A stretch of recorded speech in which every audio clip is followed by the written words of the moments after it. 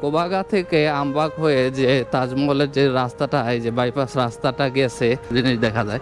তো রাস্তার কাজটা খুব শীঘ্রই হয়তো বা কমপ্লিট হয়ে যাবে, তখন এই রাস্তাটা আরও সুন্দর লাগবে। যখন এই রাস্তাটার কাজ কমপ্লিট হয়ে যাবে তখন আপনাদের ভিডিও দেব।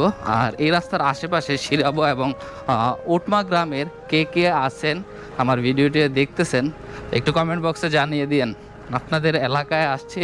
আর হ্যাঁ, আপনি তো আপনাদের পার্শ্ববর্তী এলাকারই মানুষ, সো জানেন, পরিচয় হওয়া যাবে।